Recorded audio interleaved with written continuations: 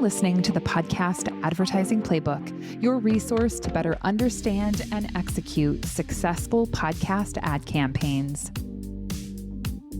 Hello and welcome to the Podcast Advertising Playbook. I'm your host, Heather Osgood, and I am joined today by David Dahle. He is the Chief Operating Officer at Tanasi.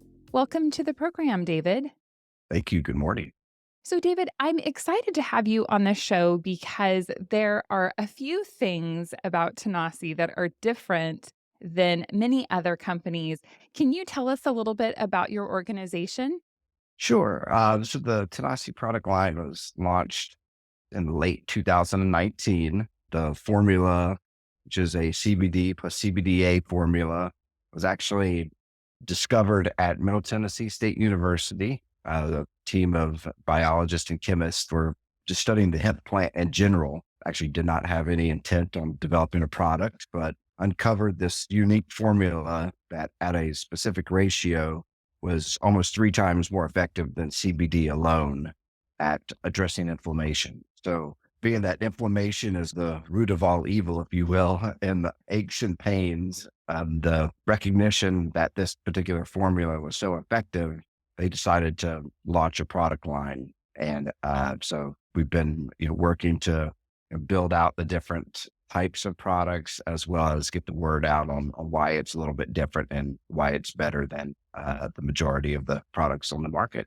Wow. So I feel like when I think about CBD products, I think of them to address things like anxiety and sleep disorders and maybe relaxation. I don't necessarily ever think of them as being a product that helps fight inflammation. So is that where your product is different than others, or do you also have those calming effects as well? All right. So very interesting. So the combination of CBD plus CBDA does elevate the inflammation, the benefits around reducing that. But both the CBD molecule and the CBDA also have other impacts on your what's called the endocannabinoid system. So they go in and the different things that help provide a sense of calm. That's what a lot of people from the anxiety perspective, just to generate a sense of calm, and then from a sleep perspective, both a calming of the mind and also the relief from pain, those two together really help people get a better night's sleep. That's So so interesting. it's funny when we first started developing our messaging and our marketing activities. One of the things that was a joke in our agency we were working with at the time was like, "Hey, I've heard it's done everything under the sun," and they even pitched a TV ad where it was like, "Oh, we'll rub some on the squeaky door or something." It's kidding around about how it fixed everything, and we're like, "Yeah, it is interesting that there's so many benefits that have been found and then been discussed that sometimes it's almost better to just draw it in a little bit and focus on a few areas." So it's been an interesting journey. Yeah, that is fascinating. So now your product is CBD based and not THC based, which THC is the element that makes you high or gets you intoxicated. And so your product does not have THC in it. It's just CBD. Correct. I would say if we looked at our entire product line, I think if anything when we first started, there were trace amounts of THC because that just came with the extract, if you will, but it was always 0.3% or less. And then we just decided, hey, let's go the full route and just eliminate even the little natural amount of THC that's found in the hemp plant. So for us, there is a lot of, I won't say confusion in the market, but there's a lot of, I guess, because there's so much that's sold out there on the THC side and what's called Delta 8 or Delta 9 that are the intoxicating cannabinoids or the intoxicating compounds of the hemp plant. But we've decided to stay very focused on just the health and wellness part of the plant and not go into the intoxicating side of things. Interesting. So I think one of the facts that I find really fascinating is that if you have any association with hemp at all, it really limits the places where you're allowed to advertise. And as you mentioned, it seems like the use of CBD has become so widespread I mean, and even the use of THC has become so much more widespread than it ever used to be, gosh, 20 years ago, or even 10 years ago, probably. But Yeah, there still are so many constraints on where a product like yours can advertise. Has that been a challenge for you? it definitely, yeah. Especially when we first started and I guess we started trying to advertise in early 2020. When we went to Google or we went to Facebook, any mention of CBD at all, it was immediately removed and flagged. So trying to go in and it's like, all right, no, there's CBD that's non-intoxicating. And then they're like, oh, that's just got to be called hemp. And so really going in and saying, well, that's not really true. It's not the CBD part that's getting you high. It's the THC part. But there were so many people that were trying to disguise their intoxicating products Mhm. under a CBD label that all of the, we'll say, automated reviews, everything that Google and Facebook have to look at your pictures, to look at your words. Yeah, so anything that showed up CBD automatically flagged. So then you could go in and work with, I guess, an understanding of what they technically allowed. And you could build advertising campaigns, build creatives that were 100% set in their guidelines. But for whatever reason, there's some AI interpretation or algorithmic interpretation that would say that's wrong and flag it. So then you have to go in and file an appeal to say there's nothing wrong with this, Oh my please back goodness. to live.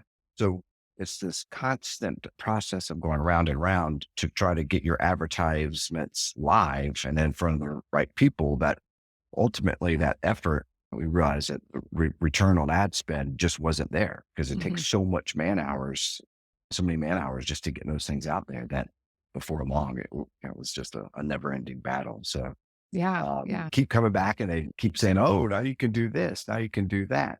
Even Facebook, well, and Google, both they say, hey, you can go through an accreditation program that makes you a approved vendor, but still, you could go through that. You still get all your Okay. greens flagged. So they just think, CBD is so evil because it is. I don't know. There's just a lot of bad players out there that are trying to disguise their products and then sell the ones that are intoxicating. Regardless, it's a very big challenge that the industry faces, and a lot of people really just can't survive if they keep trying to do those traditional e-commerce advertising methods. Mhm. Yeah, absolutely. So we have you on the show today because you have discovered podcast advertising and the successes that you can find with podcast advertising. Obviously, one of the great parts about podcast ads is that there isn't all of those regulations around who can and can't advertise. So tell us a little bit about how you discovered podcast advertising. Like I said, we've gone through and trying a wide variety of activities to get the name out there. Again, we're so confident that if somebody tries our products, that they're going to come back. And so we're like, we've got to find a way to get the word out there. And I think our CEO Jeff Herron was one that said, "Hey, podcasts, these it seems to be available." I know I listen to podcasts. My wife listens to podcasts. So we're like, hey, they are growing, so let's give it a try and reaching out at first, we were talking to some other larger companies and like, oh, you have to go in and spend $100,000. They Mm, were saying you really need a huge budget. mhm. They're like, you need to go in. If you don't spend enough money, you're not going to find the specific demographics that work. You're not going to find the show categories that work. Well, we felt going in that we had at least learned a lot about our demographic. We had at least learned what people were interested in. So we're like, I feel, and then talking to True Native and the team, they're like, don't think you need to go that large. You can do a little bit more realistic budget. And we're able to go in and pick, I think we started with 5 or 6 different shows of varying sizes just to see what connected and what would work. Yeah, you brought up so many great points there. And I think the first is how much you need to spend to make podcast advertising successful. There are a lot of companies out there who say you do need to start with $100,000. I feel like I'm not sure where exactly as an industry we came up with that as being a threshold.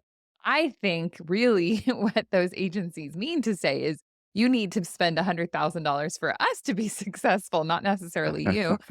But yeah, and I will say, and I do agree that you have to make a big enough investment so that you can see what is working and what is not working. And we'll have advertisers that come to us and say, oh, we've got $1,000 budget. And that isn't enough, right? You do need to have a bit of a budget in order to see the effects of a campaign.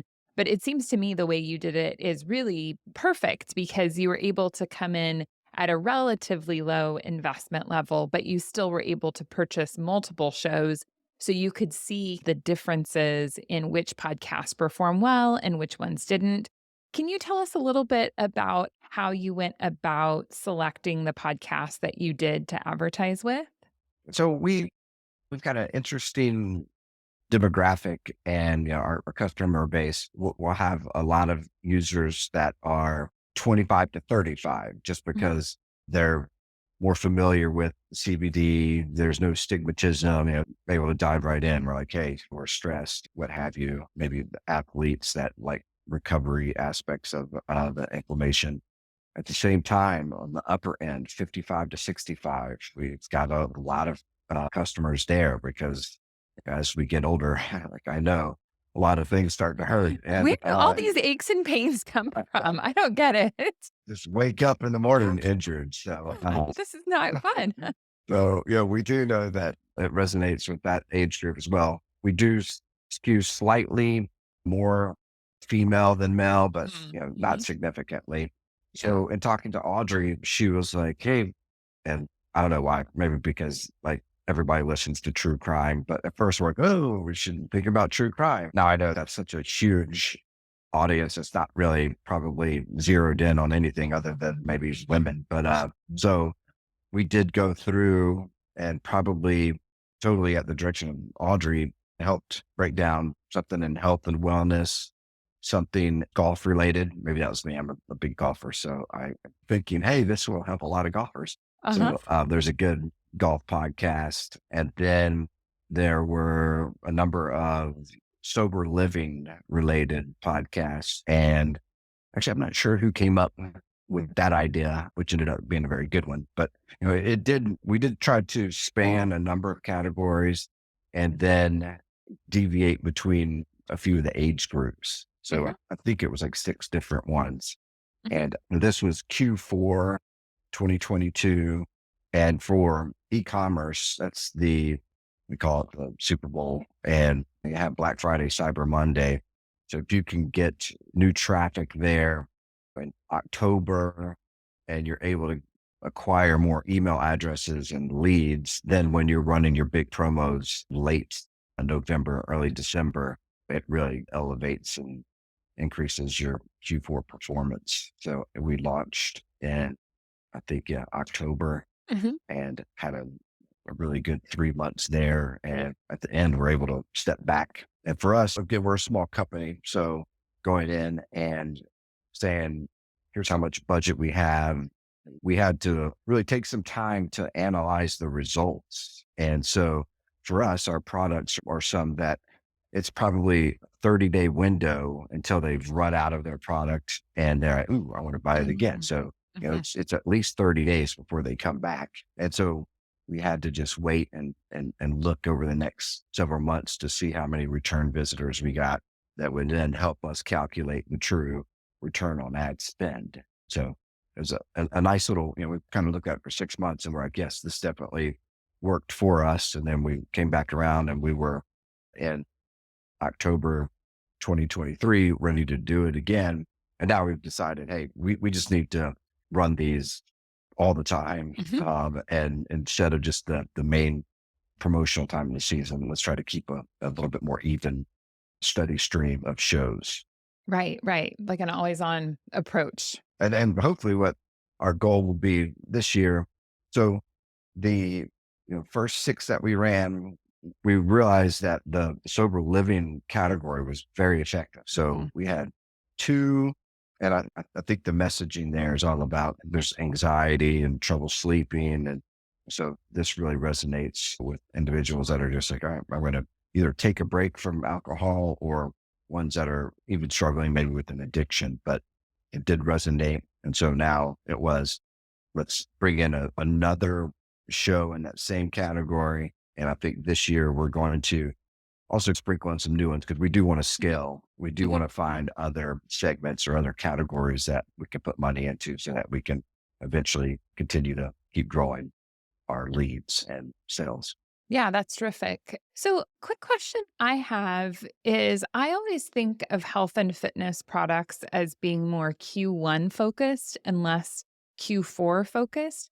So, it sounds like you have seen that Q4 time period is just as important, if not more important, even as a health and wellness company than that Q1 time. And, or is it even obviously the two are linked. So is it getting the message out in Q4 that can do some great promotions? People are looking for opportunities, but then that's going to bleed into Q1 as well as people are thinking about healthy living options. And really, Q1 probably for health and wellness is yeah, January Mhm. ultimately is so important in the health and wellness. But the Q4 really just for any direct to consumer brand and business, it's just where everybody like, ooh, I'm going online, I'm going to buy my Christmas Mhm. presents, I'm looking for deals, and Amazon and all these other companies have probably just built up the whole notion that we got to go online and buy during this period. So it does give you a much larger group of people online looking to purchase. And Mhm. so, they're there, they're in a purchasing mood. So you just want to make sure you're in front of them so that they go to you instead of your competitor. And your company is direct to consumer e-commerce solely, right? You're not in any retail locations. Correct. We have a partner that is near Middle Tennessee State University, so one local store, Mm. but we're 9% direct to consumer. Mhm. We do, I will say, in 2024, I think we're going to do a little bit more outreach effort to wellness physicians and actual medical practitioners to try to have them retain some of the products in their shops and hopefully then to recommend it. But Mhm. so far, what we have been focused on has been direct to consumer. Great. So, what I love that you did is that you ran a campaign that was very well thought through, and you looked at that campaign. And then instead of turning right around and saying, I'm just going to book something else, you really gave it the time to mature so that you could see what your return was on your ad spend, but also what kind of customer base were you going to get out of your campaigns? I think that is so valuable. I'm curious, how did you track the results from your podcast ad campaign? So actually in 2022, our primary method was we provide coupon codes Mhm. for the hosts and the host reads would provide the coupon code. So then our system, obviously we see individuals using that coupon code. And then we have systems in place that we can go in and say, hey, if this person, if their first purchase was using one of these coupon codes, tell us how much they purchased lifetime. So you go in and say, all right, the lifetime value of that customer that we acquired through the podcast and get that number. This year, with those shows that we're running, there's even better analytics on the Spotify dashboard that you Mhm. all provided. So Mhm. I think 3 of the 4 shows were on Spotify. And so then we were able to put a pixel on our website so that when there was any visit from somebody that had downloaded the show, that would show up on the dashboard. And to be honest, we realized we probably weren't capturing all of the sales in Right. 2022 because you do have people that listen to the show and they're like, ooh, I want to go do that. And then, Mhm. I forgot or we may be running a promo. And during that promo, sometimes we don't allow coupon codes to be used because it may be like a 30% off promo. And the last thing you want to do is add on another 25. So sometimes that's reserved. But with the analytics from Spotify, you could really see everybody that came in and purchased, not just the ones that used the coupon. So then you can cross reference. So actually turned out that we were getting an even better return on our investment, I think, than we realized the first year. Yeah, absolutely. I think Spotify ad analytics is really a great tool and any of those attribution tracking tools where you're able to see who has listened to the podcast and then who comes and makes a purchasing decision. Because as you said, those promo codes are so valuable, but not 100% of your customers are going to use those or remember or, what have you. So I'm so glad you guys are Mhm. using that. Do you feel like there were any challenges that you have faced with podcast advertising and maybe how that stacks up to other forms of advertising? Really, I guess it's the same in that if you pick the wrong show, a lot of Mhm. times it comes in there, oh, wow, that was just a dud. So you will get some of those. So it's like, wow, we got like hardly any sales. You'd think it'd be a little bit better. So just, I think that's probably the only one that I could think of is just picking the wrong show. But it's advertising for you. You can't bat, 1,000%. So do Yeah. what you can. Yeah, it's true. I love that you were able to identify those sober living shows, and I think it makes so much sense with your products. I'm curious, were there other elements? I know you mentioned a golf show, like healthy living. Were there other elements you feel like that went into why maybe some podcasts works and others didn't? Was it the ad read where maybe the host did a better ad read, or do you feel like it was just the connection with the audience? What did you see there? I guess still learning the podcast side of things. But Sure. to me, I think probably went down to the ad reads and the Mhm. hosts. And one of the biggest things with podcast advertising, and you think about with wellness products, something like this, where people are like, what is CBD? And it's almost like you need to be convinced and you need a little bit of validation. Therefore, to me, it's almost like podcasting makes perfect sense. These people are listening to individuals a lot of times for their advice, right? Mhm. Especially in the sober living. They're looking to say, hey, help me get through this. How do I get through it? And therefore, if they go in and they're reading a spot that says, hey, this is a great product and it really resonates, then to me, it's going to be a home run and it'll really have an impact. If it's something where it sounds like, oh yeah, those are our sponsors, and Mhm. um, I just got to read this real quick. Then I don't think that's going to convince somebody to give CBD a try. So Right. I think that's probably a big differentiator. Yeah. It's so interesting with host read ads because some hosts do such a nice job with them and others don't do as good a job. And we really try to coach our hosts to get them to create those kind of home run ads. But I also think a lot of it does really depend on whether or not that product does resonate with the host, right? Because you can't necessarily expect a host to love all of the products that they advertise. So that's why it is so important. And we always really encourage the advertiser and the host to say, hey, is there a fit here? Because if the host is like, I guess I'll advertise that product, like it's really going to come out in their ad read. They have to actually really like the product. And I know you did sample products out to the host as well, which I think is an Yes. important part. Tell me what your experience was with that. Yeah. I mean, we want to give and send a lot of product to them. It's like, okay, so we'll have tinctures, which are like an oil based product that goes under your tongue. That's a fast absorbing one. And we have soft gels, and we have topicals that you can, rub on external sore body parts or whatever. So flooding them with a bunch of different products to try because, it may just be like, hey, we don't like the taste of the Mhm. tincture, or maybe I don't like to swallow a soft gel. And then they find a gummy and like, oh, this gummy, that's the easiest one. So by providing them with multiple choice products, they can find one that works for them. Mhm. And then I think it's also important to provide them instructions on, hey, here's the best way to use this.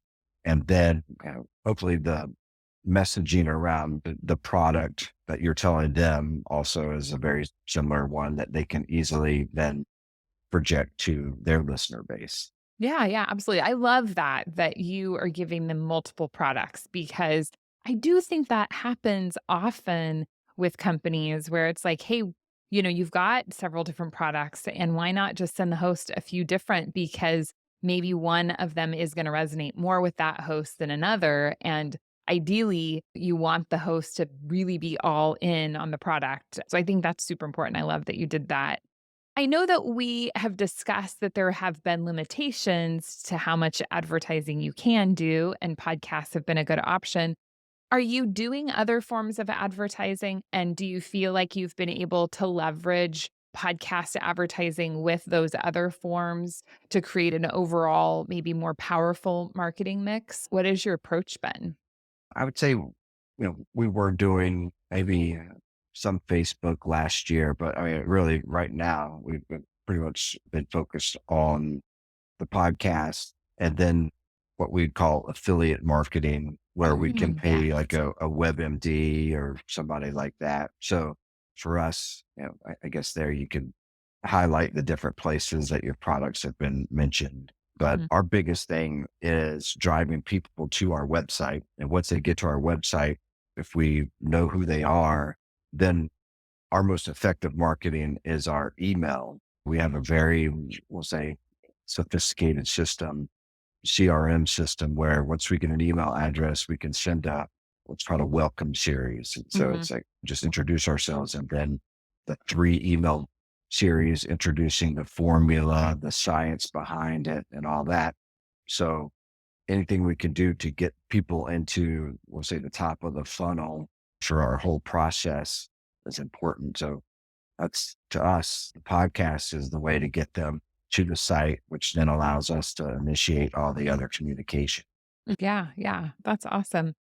Well, David, thank you so much for being on the show. I'm so glad that you were able to find podcast advertising. It sounds like it's been a really great vehicle for you. And thank you for coming on the show and just sharing your experience, because I know that there are other brands and other companies out there who, it is a little bit different. And I think we're so used to in advertising just going onto a platform and saying, hey, I want X, Y, and Z, like, here's my credit card, done, and with podcasting, there is a level of finesse, I think, as you've mentioned, selecting those right podcasts, selecting the right spending level, coming up with the right calls to action and product samples. It can be a multi-layered strategy that you need to implement, but ultimately it sounds like it's been really effective for you. And I think one of the powers of podcast advertising is having these ambassadors out there as hosts talking about your products. So thank you so much for sharing your story with us. Well, thank you for having me and really enjoyed the podcast and learning the ropes, if you will, with the two native teams. So thank you. And we appreciate the help and the guidance there and enjoyed the conversation this morning. Well, thank you. And if people want to reach out to you, where is a good place for them to find you? Best, Tanasi.com, Tanasi.com. And come visit us. And we'd love the opportunity to have you try some of our products. Awesome. Awesome. Well, thank you for listening to this episode. I hope that you've enjoyed it as much as I have. If you haven't had a chance to go on over to YouTube and check out our videos there, please go over to YouTube and we will see you again for another episode. Thanks so much. Bye bye. Thank you for listening to the Podcast Advertising Playbook, your source to a better understanding of the podcast advertising industry.